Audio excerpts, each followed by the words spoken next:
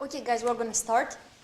For those of you that were here on Friday, I noticed that your book, this latest draft, has wonderful explanations of AlphaGo and AlphaGo Zero. Along with reading the papers, it's good to take a look at the last chapter where the descriptions are given. I think they're very comprehensive.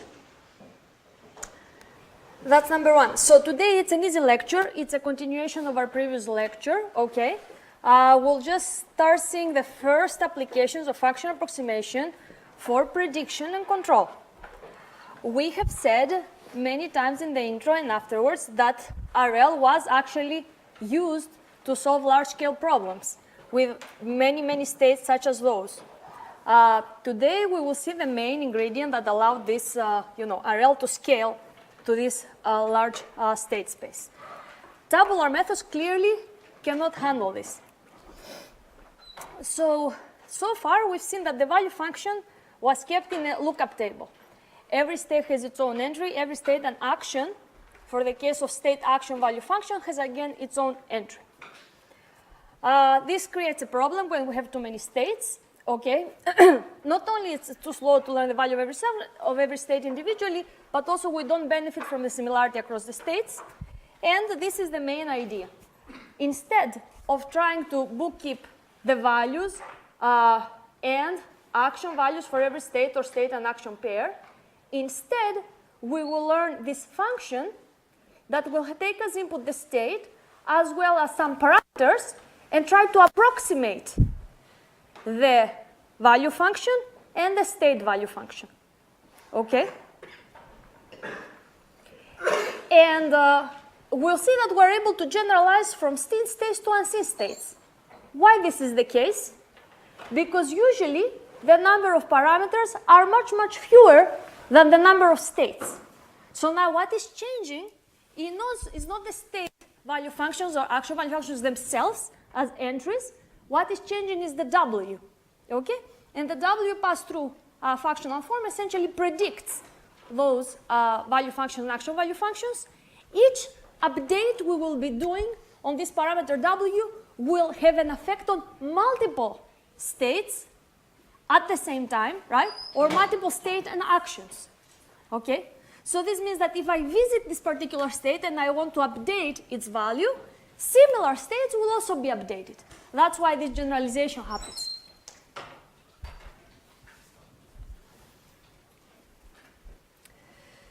So exactly this, we will replace the table with this general parameterized form.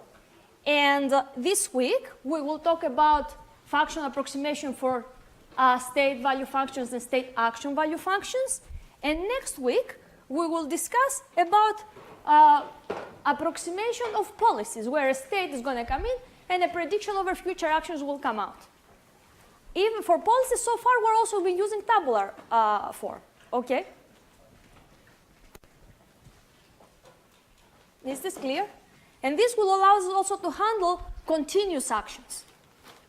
So this is in the policy gradient methods that we'll visit next week. Exactly, so the number of parameters theta are much fewer than the state space, than the effective number of states. So that's why every parameter on theta will affect multiple states at the same time. There are many function approximators, but in this lecture, first I will discuss about linear combinations of feature and neural networks, which are paradigms for differential function approximators. And last, we will talk about nearest neighbors, okay? And what is the benefit of non-parametric, parameter-free approximation compared to this parametric approximation. And we'll visit a recent paper, Neural Episodic Control, that blends the two in a very nice way to combine the benefits of both, okay? So please pay attention. Now, why we like differentiable function approximations? Because if somebody gives us an objective J, which we're trying,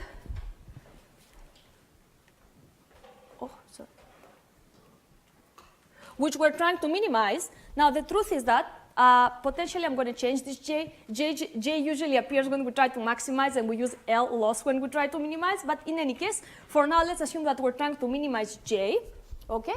And J depends on this vector W, and to be sure it's a vector, we show it here bold, all right, to distinguish it from a scalar. Then what do? We compute the gradient vector, okay? It's a vector where at every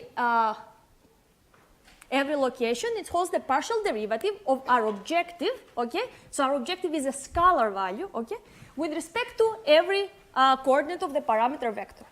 Very simple. And exactly because we're trying to minimize our objective, we want to take a step towards the negative of the gradient. If we were trying to maximize our objective, then we'd take a step towards the positive of the gradient, okay? But this comes from the definition of the gradient vector. And look here, we have a small step size, alpha, okay, which needs to be small enough. Why it needs to be small enough? For two reasons. First, for this gradient vector to be valid, usually it's valid around, a neighborhood of the current point, W, okay? But also, later on, another big reason why we need to take small steps, as opposed to, large steps along the gradient or the negative of the gradient, is because each of those small gradients will be computed not based on the whole example set, which is our whole objective, okay?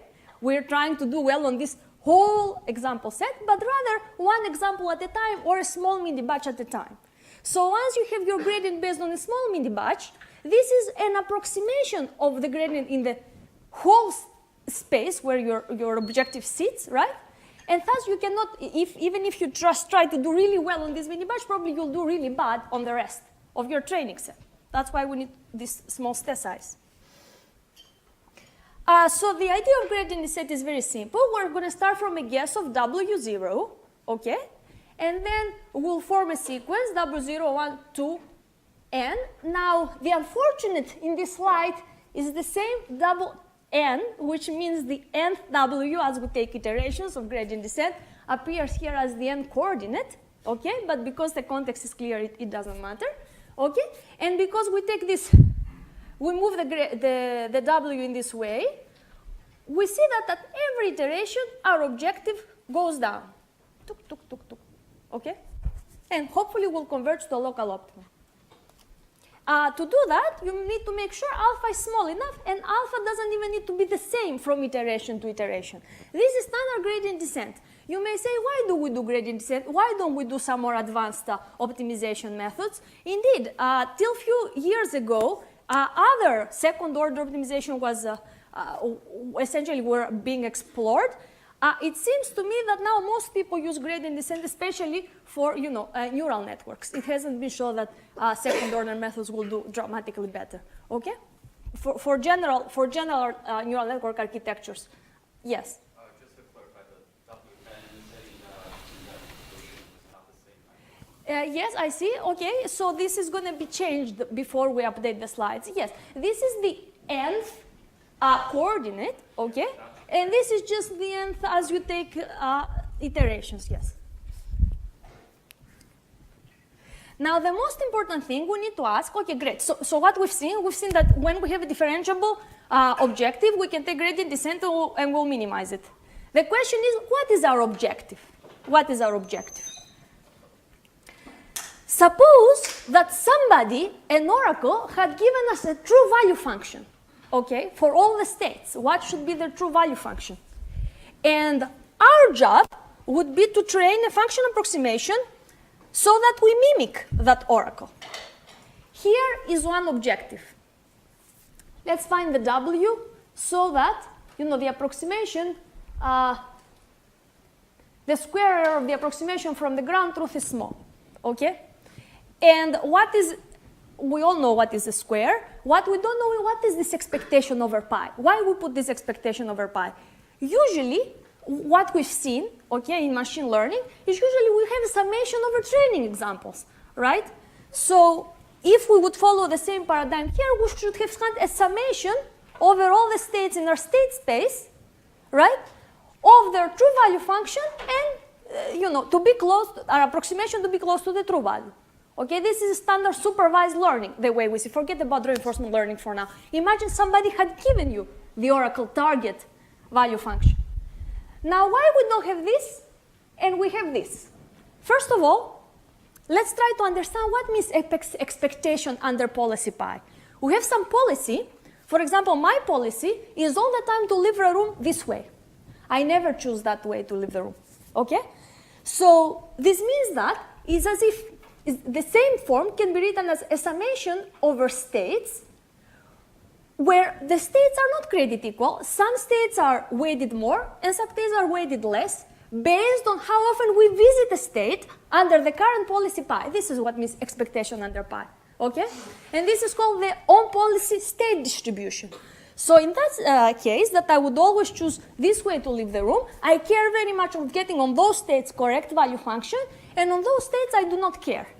All right? So this is a beautiful approximation, okay? Because the state space is huge. Many states we know will never, don't matter. We've said many times that in many board games we'll never reach a state because, yes? So I think we finally entered, like, we added the property that we know where the starting state is, but if we, like, could start from kind of an arbitrary state, how do we find the distribution? Yes, so we're not going to explicitly find the distribution. Essentially what we're going to do is we're going to have a policy, okay? This policy will also have as a parameter some initial state distribution where we will open our eyes and this is where we're going to end up, okay? For example, my initial state probably is going to be around here, okay? Then we will sample based on our policy, we will update an experience buffer and we will build sampling states from that experience buffer, and essentially the way we will sample this state for our experience buffer, we're going to mimic this on policy distribution, okay? Does this make sense? Very simple. It's just I'm trying to show here that this is the particular approximation we're doing. We don't care to approximate the values of all states. We care to approximate the values of the states that we visit. Or the more we visit, the more we care. And this is in contrast to just we care to do well in all states. So how we would do this with gradient descent? Now that we know the objective, well, we would form the gradient vector, and then we'll start. So now the interesting thing is that now we know why this 1/2 appears, because very often in the objective we have squares. If you take gradient of the square, the 2 goes down, and then in this way the gradient direction is simplified. Okay, the delta W is simplified.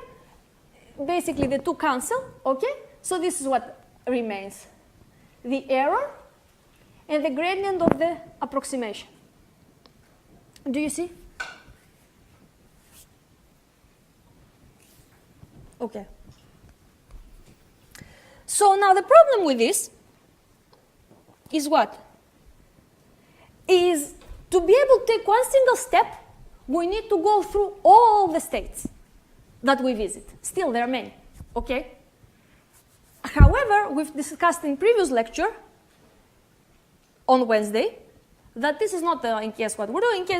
In practice, what we do is not gradient descent, but rather stochastic gradient descent. We grab some examples, aggregate the gradient directions, and then take a step, okay? And we say that in expectation, if you sample well, and you make sure that your batches are not very skewed, in the sense that all samples in the batch are from the same part of the space, then stochastic gradient descent will send you to the same place as gradient descent.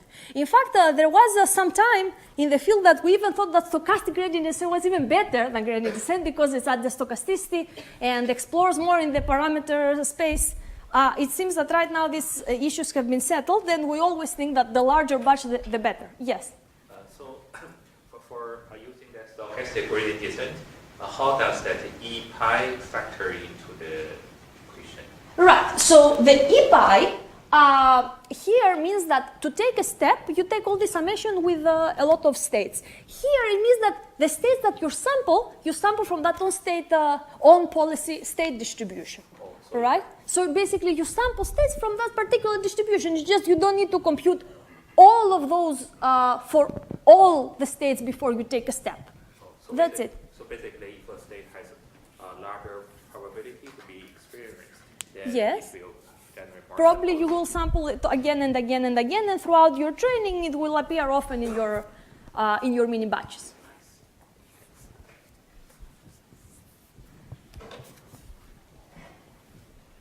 Okay, so now here is the problem. Feature vectors. So we have a state, and this is where domain knowledge comes in. You guys need to sit down and take a state and represent it in terms of features, right? If you don't want to use, as we say, end-to-end reinforcement learning from a raw state encoding all the way to learning a value function. In fact, before coming here, I was reading how Gerald Tesoro sit down and made the state encoding for TD Gammon. So his state encoding was 198 elements long, and he had lots of features about the board position that he thought were important. For example, how many, if there's particular configurations, for example, of the peons, I don't know how they're called, peons or something on the board, and how many the opponent has taken, and how many you have acquired. Basically, this state encoding can be another description of your state to make it easy for the function approximation later to learn the value. Does this make sense? So you could have described the state with much shorter vector, but just being explicit on more complicated features will allow you the approximation to be easier to learn the correct value function. The same board position encoding was also used in AlphaGo, right? And then we saw later that in AlphaGo 0, we throw away all these features and just use computer vision. We take a picture of the board and feed it into a CNN, and this gives the state encoding. All right? In any case, here, if we use traditional state encoding, you need to sit down and think what are the important features to describe your state with. So if you have sat down and do good engineering, then you can use also a simple function approximation, like a linear one, for example. All right? In which case, the update takes a particular simple form, because here, the gradient of the W transpose Vx is simple, W transpose X is just simple the feature vector. All right? This is a special case. Why we care about linear function approximation? Because a lot of results for convergence have proven for this case of function approximation, while if you go to neural networks, for example, not a lot of things can be proved. Okay, so then we have this particular form of the update. So far, we have assumed that somebody was handing us the oracle values of the states that we were trying to approximate. We know this is not the case in reinforcement learning, right? We create the targets. We interact with the world, compute returns, and set them as values, as target values for our estimates. Before, our estimates were state values, okay, values for states, one for every entry on the table. Now, these become targets for our function approximation. Our book uses this very nice word, target, to describe and to uniform, essentially to have a uniform presentation along all the different update forms. Monte Carlo, Sarsa, Sarsa is for Q, but Monte Carlo, TD0. So here, you see that the target is what? The return for a particular episode. Here, the target is reward plus the discounted factor and the value of the next state, your essentially estimate of the value of the next. You don't have the oracle form, you have only your estimate. So you just plug it in, all right, in our previous form, and now you're ready. You're just ready to do your function approximation. Now, so this is the general form. We used before the oracle value here. Now we don't have oracle. We create targets from our experience, and the tagger for Monte Carlo updates is this, the return of the episode, all right? While the target for TD0 is this, the reward that I get plus gamma and my estimate of the next state where I land. Make sense? Now here is the interesting thing. This is called semi-gradient method because this estimate, if you notice, does depend on W. If you just form the initial objective, R plus gamma V minus, let's say, your state approximation, you should have taken gradient also with respect to that estimate, correct? But you do not. you just forget about it. You just say, I'm going to set it as my target. Right? It's very simple. It's just we need to know that there is something here that we are not doing in the right gradient way, and that's why we'll call it semi-gradient update. Okay? Yeah? I'm confused in TD0, just to the right of the red text. Why wouldn't v hat, the ST, be ST plus 1? So like, No, it is not the ST plus 1. I'm currently on state ST, and I take an action, okay? And we know that the beauty of TD methods is that they don't need to wait till the end of the episode, like Monte Carlo, to get the return and plug it in, but rather, even from a small, like one single action, they see where you land, they see the reward that you get, they see your estimate of the state where you landed, and you know that, by definition of the state value function, your current value should equal the reward you get plus discounted factor multiplied with the value function of your next state. Okay? okay, I got it. Very simple. Nothing special. Now, the important thing is that already, although the Monte Carlo update, this G, the return of the episode, is an unbiased estimate of the true value. Okay? We just can treat it as a supervised learning problem. We take these pairs, the state and the return I got. The state and the return of the episode I got. The state and the return of the episode I got. Remember that Monte Carlo methods were used only for episodic tasks, right? So the episode will always terminate and will give you a return. And then you just treat it as a supervised learning problem, and here is your gradient rule, all right? This is how you should be updating W equals W plus delta W.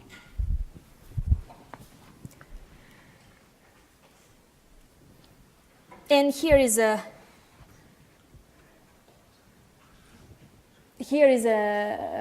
algorithm when you are given a policy and you want to estimate the value function approximation using Monte Carlo methods.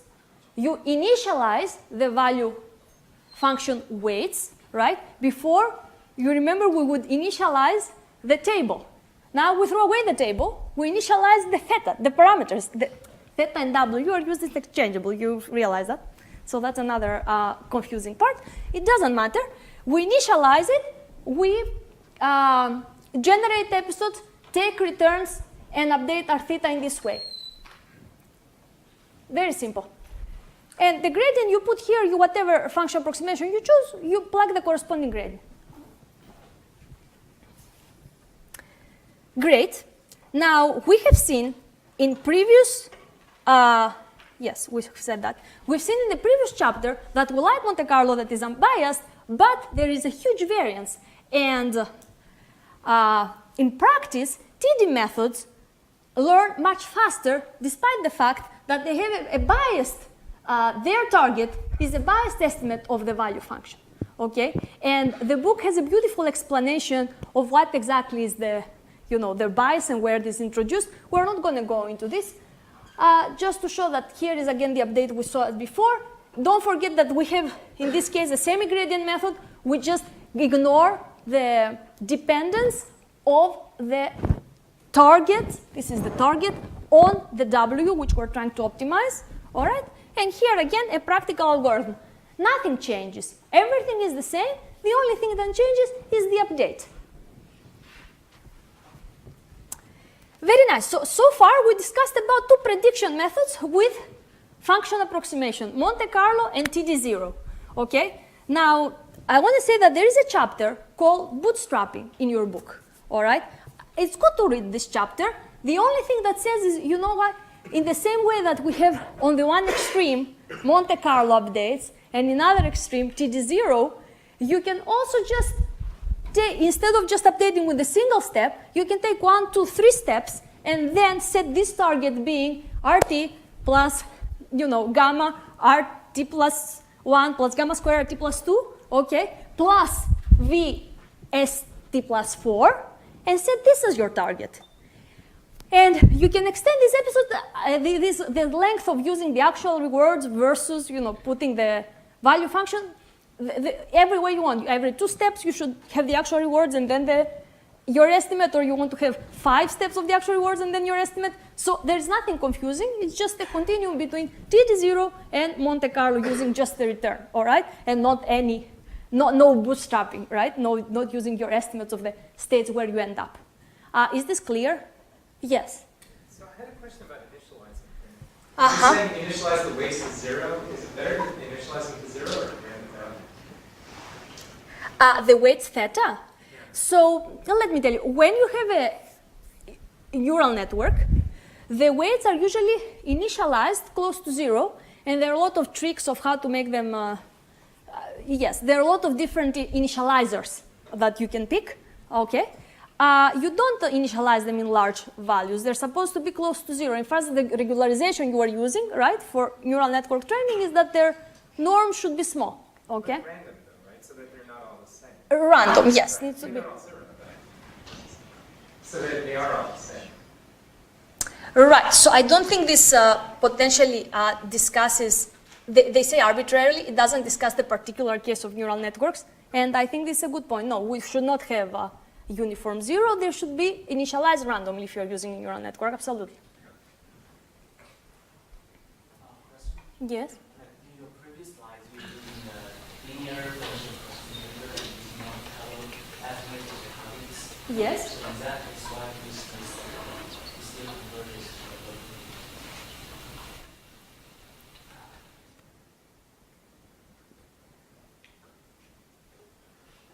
There is slide saying that it's Yes. 1 second. So the wide. Yes, because in this case, it's a simple quadratic that you have, right? So in that case, we don't have, let's say, spurious local minima. Your local minima is also your global optimum in this case, right? yeah, but like it's a linear function, Right, and the square loss. right, So why is it's a convex function? right. So why it still converges to local minimum? No, that was supposed to be for the general case. For this particular case, your local minimum is also your global optimum, right?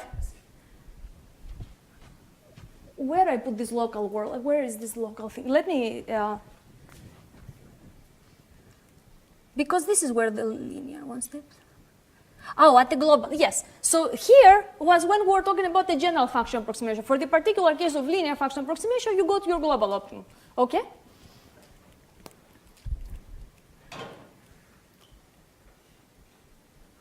Okay, supervised learning problem. We ignore the dependence. So this was prediction. What does prediction mean? We estimate state value function. Now we want to do control. If we want to get rid of knowledge of the dynamics, we better estimate state action value functions as opposed to state value functions. To be able to do control if you have state value functions, remember that we need 1 step look ahead, which means we need the dynamics. If you know the state value functions, you just take an argmax over your Q's, and that's it. You know how to act. All right? So let's discuss value function approximation for state action value functions. Exactly the same story. Now we want to approximate the state action value function with a function approximator. Again, we have a square error, okay, between our oracle values and our estimates. Again, we have this expectation under pi, which means that the state action value function will depend on the visitations. Okay, it's going to be the Ohm policy distribution of state actions. And again, we have the similar form of updating our parameters W. In this case, the feature vectors will concern both the state and the action. All right, here is the case of a linear function approximator. We have again, yes, stochastic gradient descent. We have this particular simple form. And here are the 2 types of updates. For Monte Carlo, we plug the complete return from a particular episode, and here we plug the reward plus gamma and the Q of the resulting state, right? This is the SARS update.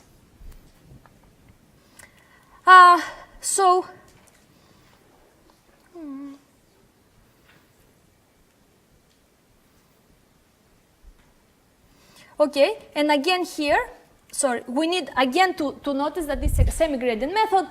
The Q, our target depends on W, but we just forget about it. All right, we just set that as the target. And this is a control algorithm of how to use this for estimating state action value functions. Okay. There is nothing different than what we saw before, apart from the fact that now we can choose actions, okay, by looking at Q. And what is the simplest way to get actions out of Q, which at the same time you are exploratory? Epsilon greedy, right? With probability epsilon over the number of actions, you can choose any action, and 1 minus epsilon, you choose the action that has the highest Q value.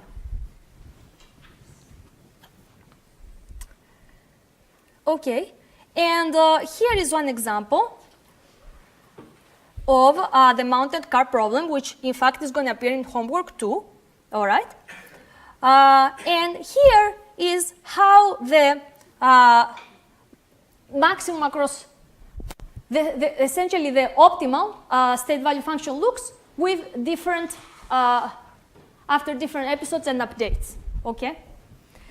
Now, so far, we've discussed that each time you take an example, you take a step. Now, in practice, what happens is that you accumulate your experience in experience buffer, you just don't throw it away, all right? So you accumulate your experience buffer and you sample from this experience buffer.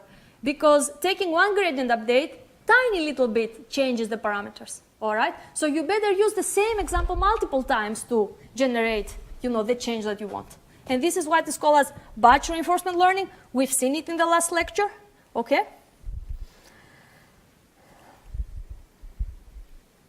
That's it. And now, as your colleague asked earlier, like how do we estimate this on-policy state distribution? Essentially, you plug your experience in a buffer and you sample things with replacement from your buffer. You sample states and state actions from your buffer. That's it. And so we will look at deep Q networks later, okay? But now I would like to discuss about another function approximation method. What could be problematic with this parametric function approximation? Yes? So there's a lot of, you have to take the derivative of the value function to get your next estimation. How do you do that? Isn't like your value function a number when you're training it? 1 second. So your value function, right? Now you have a state, and then you have some parameters. This state as features enter some parameters. Imagine this is a network, for example, okay, and predicts the value. So now you can estimate the gradient of this function, correct? And this gradient is evaluated on your current state, where you are right now. That's how you take it, okay? Your value function is not a number, okay? It's a function now. The state comes in, and the estimate comes out, and you can take a gradient, and this gradient, you should evaluate it exactly at the point you are in right now, and plug it into the equations we saw. The same as like in a normal deep learning case, how you take this gradient? Absolutely. Yes, exactly. Okay, exactly the same. All right. Now here is what is the problem of those parametric updates. The thing is that, as you say, when we have control, we act in the environment based on our Q function. Okay. Essentially, we take our Q, and what do? We gridify. We say epsilon greedy. So the worse our Q estimates are, the worse our exploration is going to be, correct? And the problem with having, for example, a high capacity parametric function approximation like a neural network to estimate Q functions is that it requires a lot of gradient updates for the Q result to make any sense, right? Does this make sense? So you may get your mean return and the return from a particular episode and has a particular value.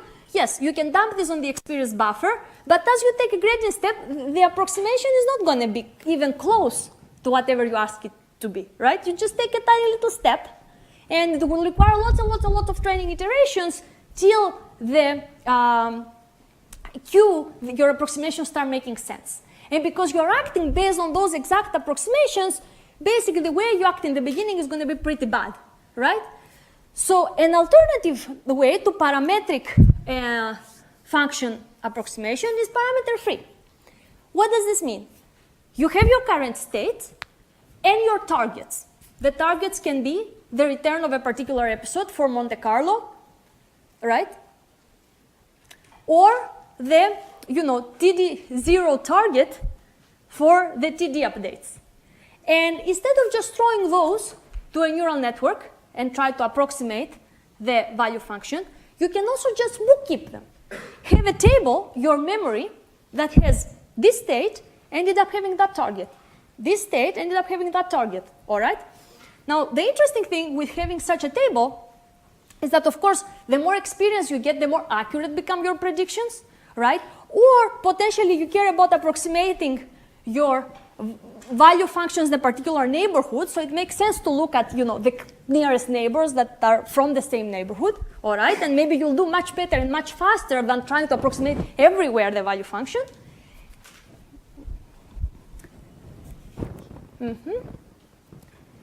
And the important thing is that the agent's experience has an immediate effect on the value estimates in this particular neighborhood where this experience comes from. And what is the general form of that nearest neighbors? Imagine we have our states, okay?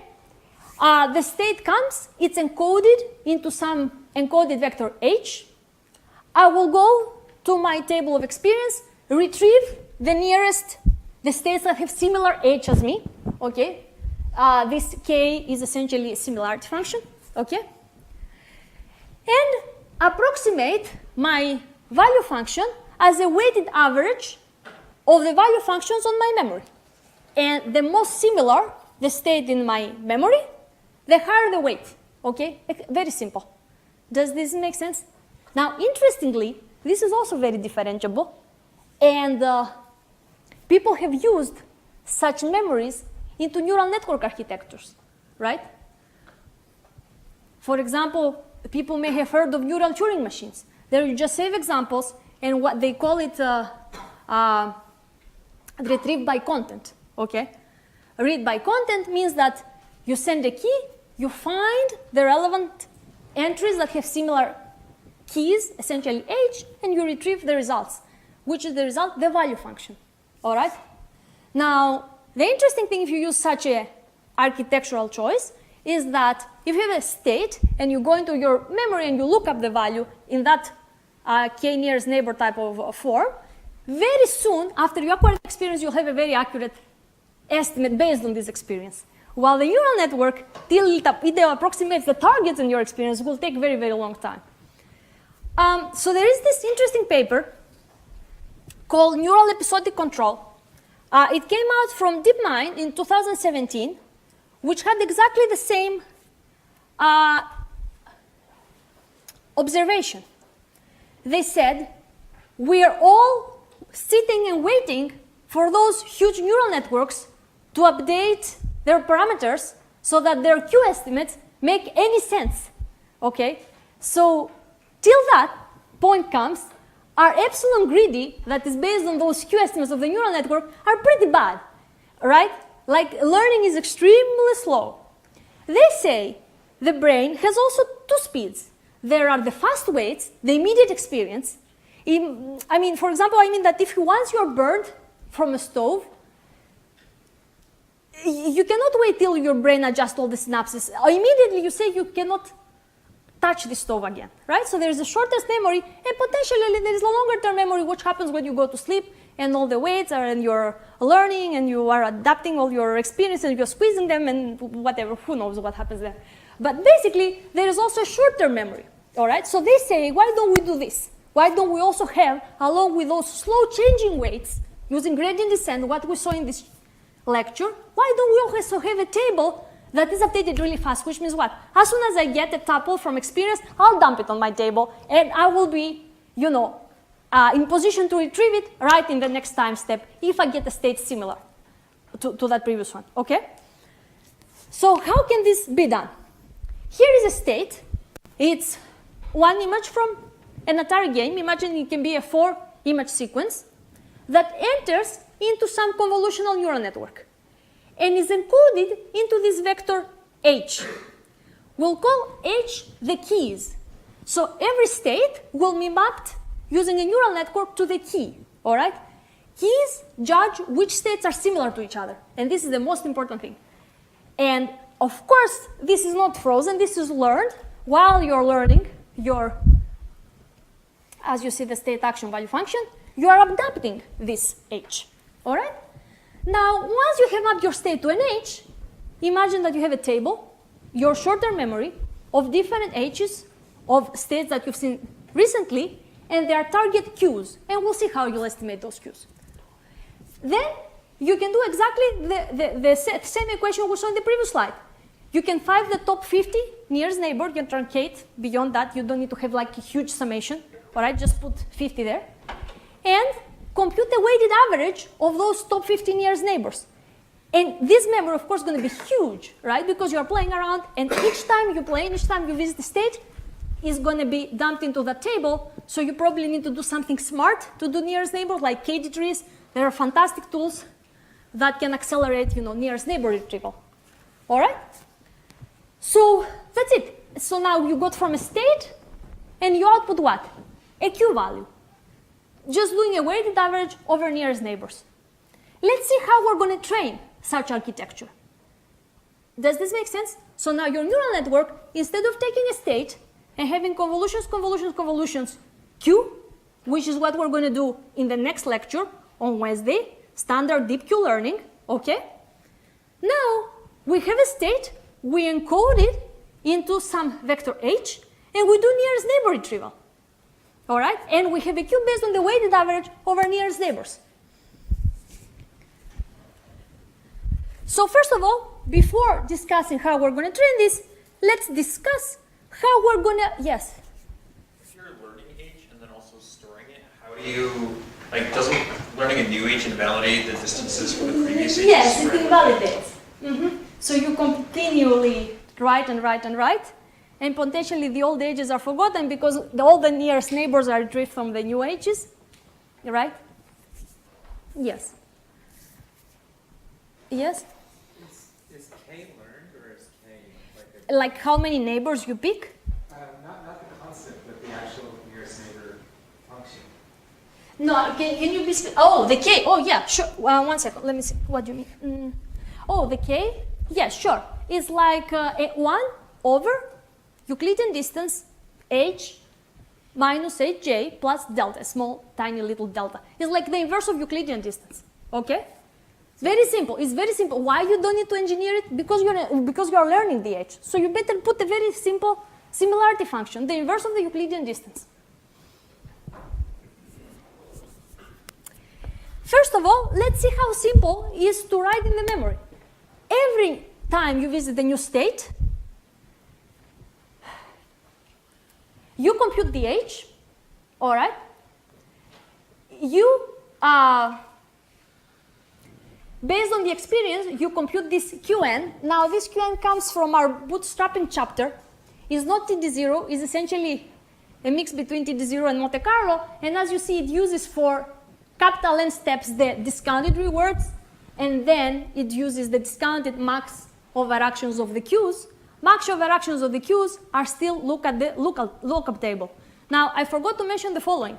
If you have 4 actions, for example, on a tab you go up, down, left, right, you need to have 4 lookup tables, because each lookup table just holds state and Q. What does this mean, Q? Well, for a particular action. If you have 4 actions, you have 4 different of those tables. Make sense? Okay. So now, if there is an identical H, you just update the Q in this way, in the same place. Otherwise, you just add a new row of the new state you encounter, the Qn that came from experience, right? And that's how you grow the table. So it's very similar to a tabular form. It's just that this table grows and grows and grows. Okay, you don't pre-save space for all states. You just append and append and append, and then you index. That's how you populate that short-term memory. We have as many tables as actions, okay? And this is how the whole algorithm works. We need a replay memory, our experience buffer, okay? So that's for sure, this capital D. We're going to have, they call it a differentiable neural dictionary. You can just remember it as this table. we have as many tables as actions, okay? And they start by being empty. This capital N is the horizon for n-step Q estimate. For deep Q learning, it's just one. N is just one. Here they use capital N. They said, look, we got better performance, which makes sense. Okay? It's not that. I wouldn't say it's a big, because for now we haven't really covered it. You can just imagine the standard deep Q learning update there. So now they say for each episode, go for each time step of the episode, receive observation from the environment, and compute the corresponding embedding H with your convolutional network. Estimate the Q of that state for each of the actions using the dictionaries. How you do that? Well, with your nearest neighbor retrieval. All right? Very simple. Now you have your Qs. So this is the thing. These Qs are great. Why? Because experience becomes immediately available. So now, once you act based on these Qs, they are not going to be too crappy anymore. As crappy as it was with deep Q learning, where you wait forever for the gradient descent to update the neural network parameters of that gigantic Q, okay, for the Qs to make any sense. So this is beautiful, acting here. Makes sense, these Qs are great. You take an action and you receive a reward, this is great. And now, append H, Q, you update the corresponding table based on the action that you took with the H of the state as well as this Qn, right? The Qn is the n-step return, here it is.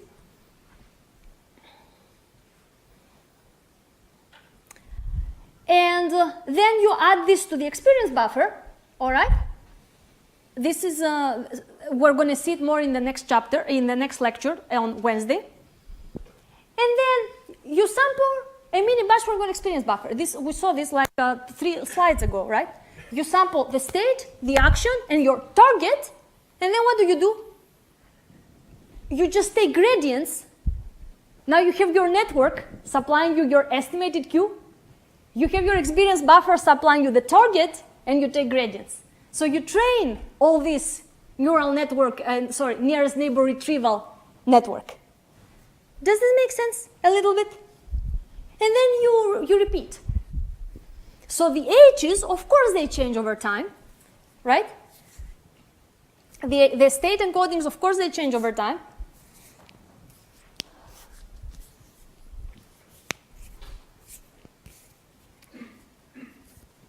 Yes, so your only way to predict a Q is retrieving some nearest neighbors, all right?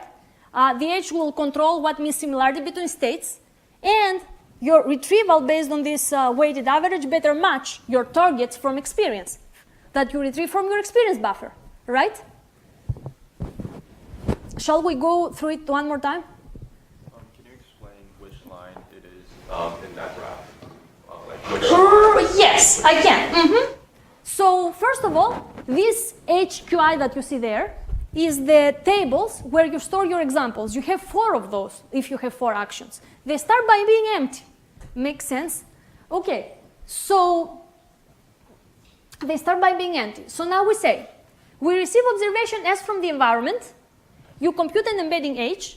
The network, the weights of those networks are initialized randomly, so H in the beginning will just be a mapping from states to H, so from states to embedding with random weights, which, by the way, interestingly, even this embedding is great for video games. Does this make sense? Meaning that similar states are going to be placed close by and the similar states far away. Of course, if you learn, this state similarity should make more sense, but even random weights, still map some images to some state embeddings, yes? Does this evolve during the whole process? I didn't understand the question. So basically, do we use the same H for each episode, or the H is also updated? No, everything is updated here. Everything is learned. This convolution, how you encode the states to H also is updated, right? It's constantly updated. The encoding of the states is constantly updating, right? Yes. Basically, I understand H is like a function, right? So it's No, H is the activations of a hidden layer of your neural network. As the weights that precede, that come before H, change, this H, of course, changes, right? Okay. So does this function change or not? All right, look at this age there, yes. Do you see? It's the results of one hidden layer, right? What we called activations in the previous lecture on Wednesday. Okay? Yeah. The output of the one layer, there are some neurons, there's some linear part, there's some non-linear part. This is the output out of the non-linear part. Okay? Does it comes with any weight? Like you have an input from S, and then weighted. Oh, I see. I think you're confused because the H is not indexed by a W. Of course it's indexed by a W. By those W's that sit on these two blue trapezoids in the beginning, right? So H is not weight itself, is dependent of the weights of the first two, that are sitting in the first two chunks of layers, for example. All right? Okay, so now, Is it like encoder? Yeah, it's an encoder, right? An image comes and you encode it into a vector of, let's say, 50 numbers, right? And the encoding of that image to vector changes so that you approximate well your Q function using these nearest neighbors, right? It means that for each episode, all the weights get updated and then all the encoders has changed. All the age has changed since Yeah, all the H change. And is it But they don't change super fast. The H doesn't change super fast. There's gradient descent there. It takes time to update. What changes super fast is the table. All the time you update the entries, the more experience you receive, right? Is this method similar to the attention mechanism in version translation? Why do you say that? In what sense? There is no explicit attention here. Potentially, the neural network learns to attend, to say, oh, there's a monster, here also there's a monster. Maybe these two states are similar, despite the fact that here are some green bricks and here some red bricks, because these don't matter. And I have learned that if I focus on the monster and I retrieve nearest neighbors based on monsters, then my resulting Q estimate is more accurate. Okay? Yeah, gotcha. Mm-hmm. Yes? So is age discretized at all, or is it continuous? So this is a good question, because there is an if there that says if identical H. Yes, I agree. So this I haven't figured out. It's been a long-standing question. I think there is a threshold there, right? That says if below this threshold, just update the same. Else, just Otherwise, it just never. will grow all the time. Yeah, they didn't have a problem with this apparently. Mm-hmm. Potentially, entries from the table that you haven't visited for a quite long time, you may want to discard them, right? And many architectures use such memos, not only write, but they also learn which ones to discard, or you hard code some discarding rule yourself. Yes? So the advantage, like in my opinion, over the traditional deep learning is your targets is more accurate or make more sense, right? Yes, early in training. Early training. Late in training, where the Q weights are also going to be ready and, will have been updated, maybe you're not going to have any. By the way, if you look at the curves, this super well dominates deep Q learning. I forgot to copy paste curves. I should have. If you look at the paper, I think it's very impressive. I like to describe this to you because I like this short-term memory versus long-term slow weights type of comparison. And because I think it fitted well with this different function approximation, nearest neighbors versus deep networks, I would say the reason is that in the beginning, the Q, once you initialize the network, all the outputs are 0. You initialize the weights to 0, Qs are 0. You take one gradient step, still they're 0.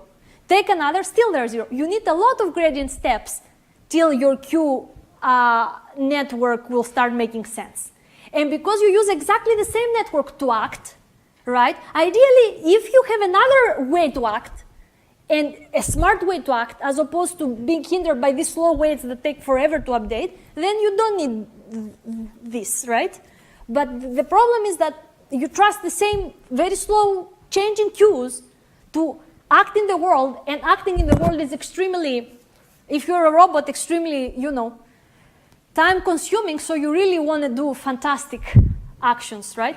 You don't want to just sample a random output epsilon greedy of some very random Q, let's say. Mm-hmm.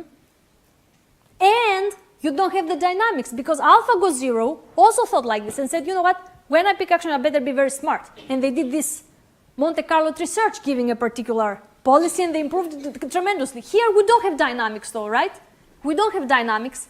So they say, okay, what if we have a short-term memory of a recent experience and we retrieve from there and act? Does this make sense?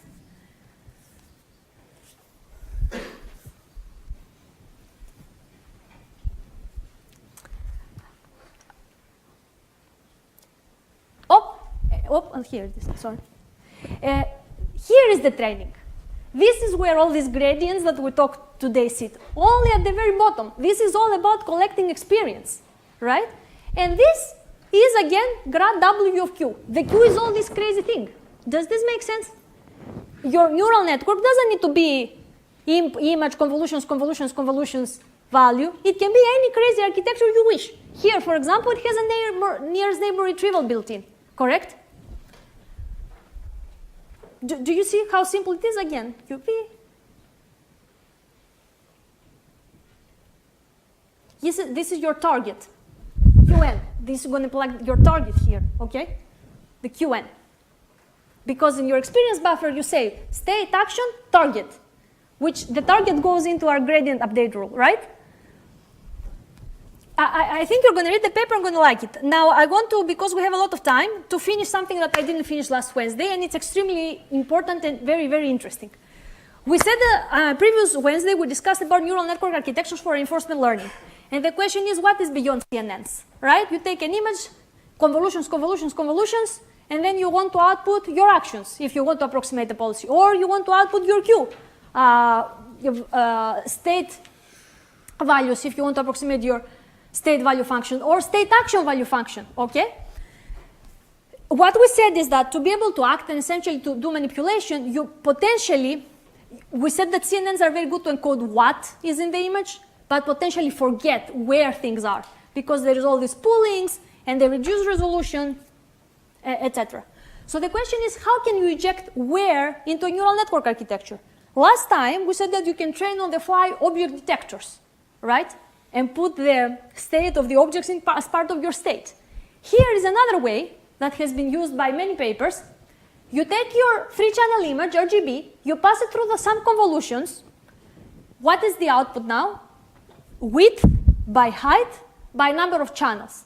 So these are different feature maps.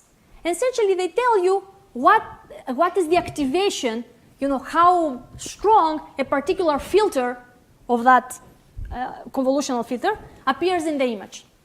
So then researchers have thought to do, why don't we also add a spatial softmax to know exactly where the peak of this activation happens? What is a spatial softmax? You take your activation map, your feature map, it's two-dimensional, you flatten it, you make 1D, and you pass it through a softmax. This means that where is your highest value is going to even dominate even more. We saw the softmax layer and equation in the previous chapter. Will dominate even more, and the others will go down. And what you're going to do now that you got this peaked spatial distribution, you're going to multiply it with x and y coordinates.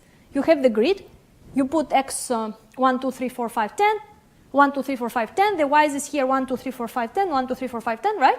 So you can know for this soft maximum, all right, you can multiply point-wise this soft distribution in space with x and y, okay? So this is going to be a soft approximation of the x comma y pixel coordinate of the argmax of the feature map. Is that clear? Okay, so, well, you have here a feature map. It has some activations. Here is the peak. Here's the peak. You're going to pass this through a softmax, so now the peak becomes even peakier, and all the other things go down. Okay, so you have a clear dominating peak. You want to figure out what is the x comma y coordinate of that peak. All right. Now you're going to say, you know what? I'm going to take argmax. I'm going to go and say I know what is the x and y grid and retrieve the x and y value. Is that right? You want to do this in a differentiable way. That's the difference. Okay. So how can we find the x, y coordinate of that dominating activation in a differentiable way? We can just multiply that probability distribution over locations with x's and get a weighted average of x's, which essentially could be dominated by the peak because all the other values are very small. Does this make sense? They sum to 1 and one of them is very high. And we're going to also multiply it with y's. And this is what happens. They call this feature points. And there are 64. Why? Because there are 32 feature maps, and each feature map gives you 2 values. All right? One for x and one for y. Is that clear? The spatial softmax is used a lot right now. It's good to know what is a spatial softmax. Shall I repeat it one more time? Yeah. So it's kind of like you basically create a probability distribution over the entire picture. And Yes. You want to pick a single point, but you want it to be like differentiable with the probability distribution. So Yes. So how are you going to do it? So you find the expected value of x and y. Yes. Okay. And the x and y is just some grids, okay? The x's increase like this, and they're the same along rows, and the y's increase along columns, they're the same across columns. No, increase across rows, and they're the same across columns. That's it. So this is a very, very tight bottleneck. You went from width by height, by number of channels, 32, to only 64 numbers. Do you see? So this just does a huge, huge, super tight bottleneck, all right? And potentially, that was one reason that this paper, end-to-end learning of visual motor policies, was able to train from, let's say, only real experience. Of course, there was also pre-training from ImageNet of the visual features, etc. But this super tight bottleneck plays a very important role. And this spatial softmax, interesting, also has been used a lot recently in computer vision to find parts, key points for different objects in unsupervised ways. Okay? So spatial softmax is a way to go from feature activations to localized of those peaks in those feature activations. Okay? I can explain one more time. It's good to know spatial softmax because now in the papers they just say spatial softmax and they don't explain what it is. Does this make sense? Yes. So do you, is there any benefit to doing like a pooling? Because it feels to me like if there's a region of pretty high probabilities, but there's one like somewhere else very, very high probability without pooling, in this whole region, even though there's like lots and lots of interesting things, you get dominated by a single one. That's right. And this is one problem. For example, what if you have identical objects, right? And they're all going to pop out. If you have green bottles and many green bottles, yes, that's why I prefer object detectors. Do you know what I mean? But that is something that, you know, it has been, you know, used a lot in the literature, I suppose, and it's good to know this trick, all right? A lot of tricks in the neural network architectures. Yes, I even say what to do here. For each feature map, you flatten it, compute a softmax, take square grid coordinates and compute corresponding weight averages. Right. The other thing that we didn't have time to do on Wednesday was we have all these CNNs. It's only 103, so we have a lot of time. And how to pre-train those visual features. Okay? So once you go to train for a task and you have a lot of weights, you don't want these weights to be initialized to 0. You want to already be informed as much as possible regarding your domain, so that with a little experience you are able to do well and fast. Okay? So the only thing I want to discuss is few of such unsupervised losses. One auxiliary task is autoencoders.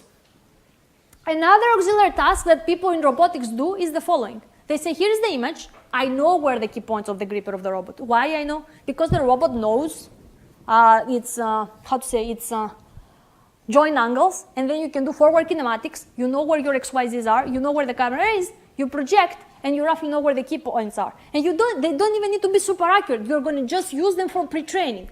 So you ask the neural network, instead of focusing to the unrelated tablecloth, to focus on the super relevant gripper. Okay? So you ask the network to predict where the gripper key points are. Makes sense, right? It's as a way to focus attention of your neural network. And this we're going to discuss right now. So autoencoder is like this. You take your images, you compress them, and then you try to reconstruct them. It's completely unsupervised. You just put the Euclidean loss or L2 or L1 between your reconstructions and your input RGB images.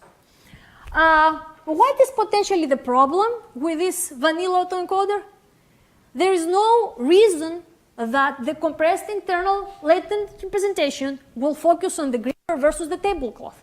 And the tablecloth may dominate the image, you know what I mean? So if you remember well the tablecloth, you're able to reconstruct the image very well, while the gripper and the object are tiny little points. Even if you completely forget about them, you're still going to be able to reconstruct the image. So the loss here does not essentially encourage the network to focus on the important parts. Does this make sense? Ideally, when we're about to manipulate something, we want the network to know about objects, know about the gripper, and forget about the random background noise. The autoencoder loss, the vanilla autoencoder loss does not do really this, okay? There also been these what-where autoencoders in the literature, where essentially you do this spatial softmax. You see how do you go from a feature map to a very tiny little point, right? This is after the softmax, everything has died apart from the highest peak. Even the second highest peak died, okay? And you try now from those to reconstruct the full image. Again, the same problem with the standard autoencoders. There's no guarantee that the network will focus on the important parts of the image, okay?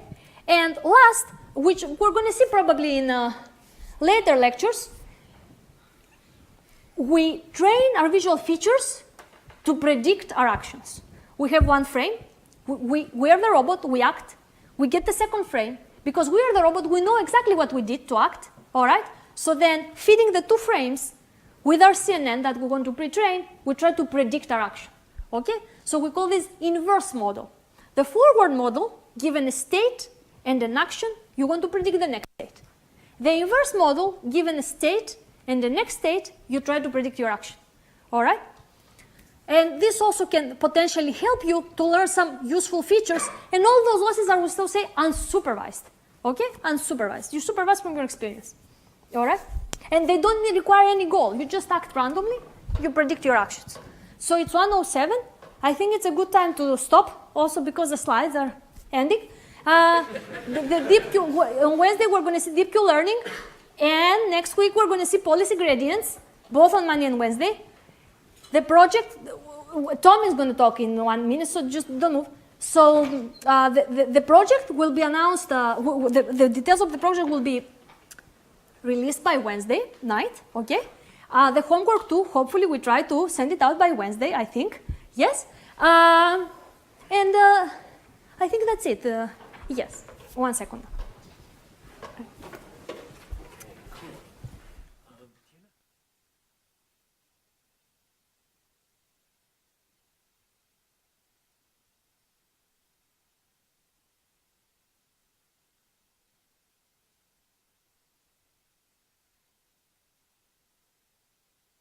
Experts are dealing with this.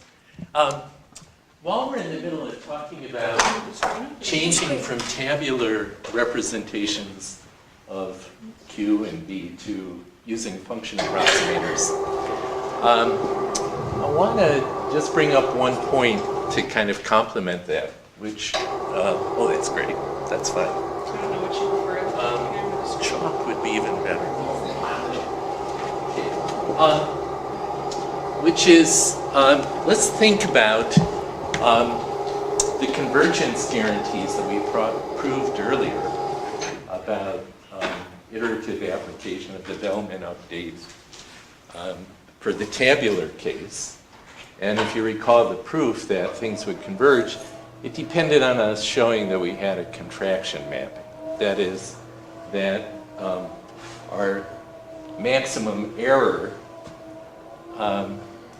between two functions, if we applied this iterative update in a full sweep covering all state action pairs, then every time we do a full sweep, that maximum error would reduce by a factor of gamma, right? And we showed that, assuming, and we were very careful to state, that this is assuming we have a tabular representation.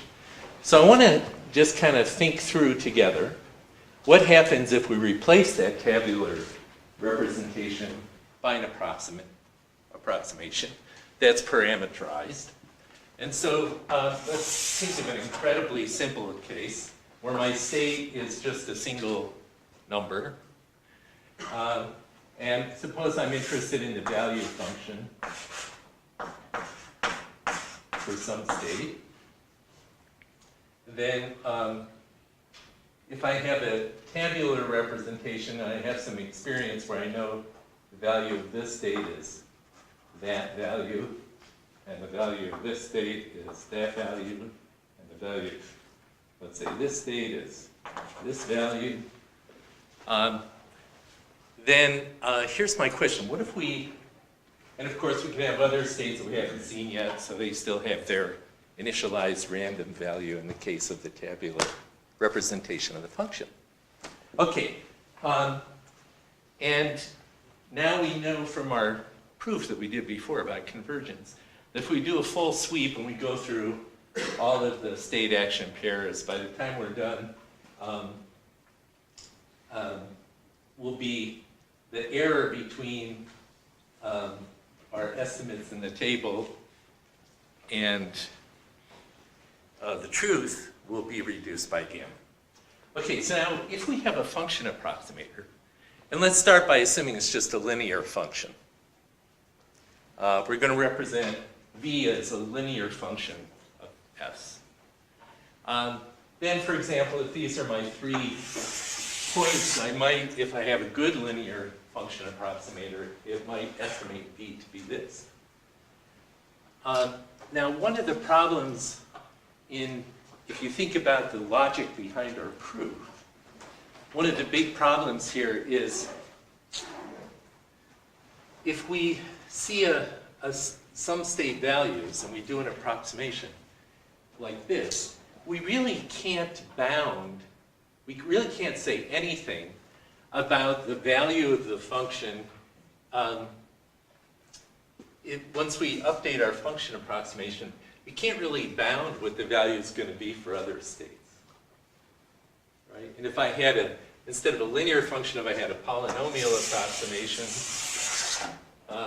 who knows, it could be kind of anything. And so if you actually try to make that proof go through, that on every sweep, our error will reduce by a factor of gamma, one of the things that will prevent you from carrying that through is that with a function approximator, you really can't say anything about, after you do the full sweep, and how it's going to approximate the function. And even if it's as simple as a linear function, it could go off to infinity somewhere. And there may, in fact, be no state with an infinite value. So this is one of the problems. So here's my question for you, brain teaser. Is there a function approximator that you can think of which has the property that no matter what training data I give it, you can guarantee that it will never assign a value to any state that's greater or less than a value it has actually observed? In other words, given these 3 things, can you think of a function approximator that will guarantee that for any state it's going to assign a value in this region? If you could give me such a function approximator, then this would remove one of the difficulties in redoing our proof that after every sweep, our